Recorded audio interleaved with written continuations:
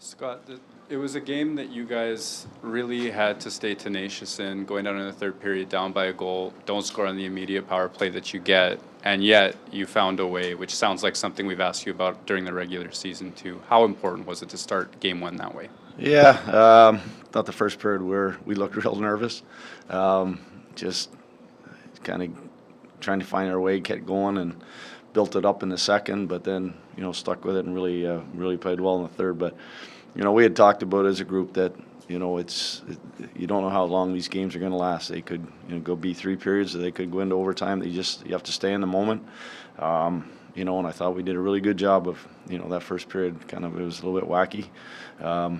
And we were a little bit sloppy, and then all of a sudden, the second period, we started to do some things that we had talked about, got some zone time, started to create chances, and then it kind of built towards that third, and it was a real good third period.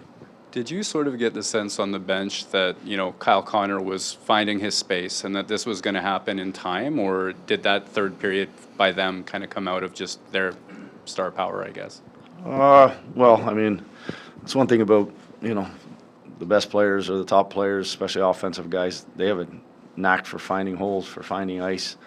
I thought KC had a lot of puck possession in the second period. He didn't get that shot off a few times, and just felt in the third he really got in his head that he was going to fire pucks. Bennington made a heck of a stop on the one, but that's one thing about KC. He'll continue to shoot pucks and continue to grind to find those holes. Scott, how would you describe the way that line embraced the matchup with Thomas as well? Yeah, they've had it a couple times this year already, so it wasn't like they hadn't had it before. But again, that's a real good line in the St. Louis side as well, and real dangerous. But that's part of kind of what we have talked about all year long about. No matter who you are, there's a way to play without the puck, and the buy-in that we've gotten from our top guys has obviously helped us have success defensively. And that was a good match. They had some looks. That line had some looks, obviously, and but that's what it's going to be. They're going to have to do it.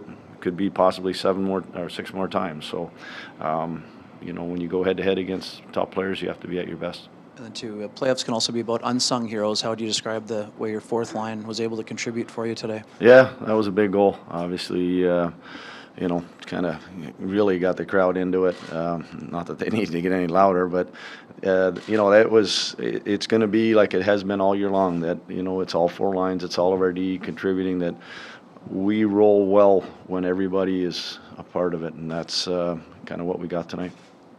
That goal from Kyle and Mark, the fourth goal, it happened after prolonged cycle and throughout a game that was very tight checking, but Scheifele finds the seam.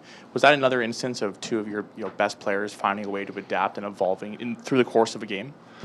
Yeah, we caught him on icing, so that helped. And then obviously the big face-off win.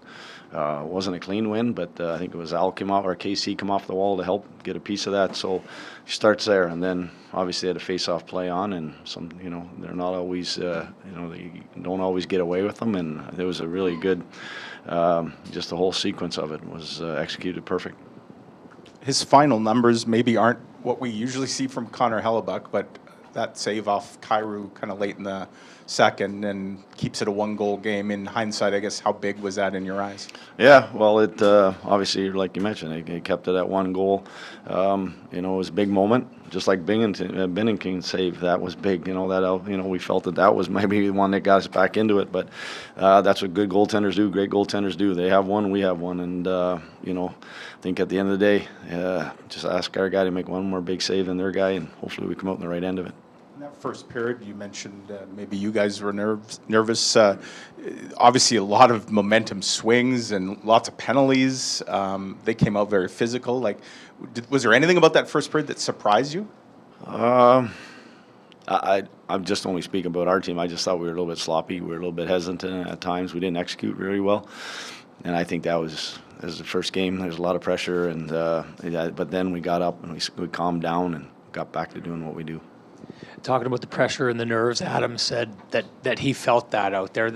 the Whiteout traditionally the last number of years has not been an easy place to get results, and I'm wondering if what you see tonight, the way your team reacts to that nervousness, is if you're seeing growth in this group, that is something they can lock in and take forward. Well, we'll talk about it before game 2, that we need to come out and get going right off the bat. But sometimes that crowd, it's so loud, and they also, you can feel it. You can hear the oohs and ahs when we miss, or the something if there's a bad call or if there's a missed call. It's amazing how that is so loud and it flows. And then if they got up on the lead in our whole crowd, everybody got a little bit quiet, but then they got themselves going again. So it is. There's an ebb and flow coming from from the fans, and yeah. But we've been through it, and we've obviously had lots of sellouts here for especially the last part of the year, and hopefully that next game, period number 1, we're up and running right away.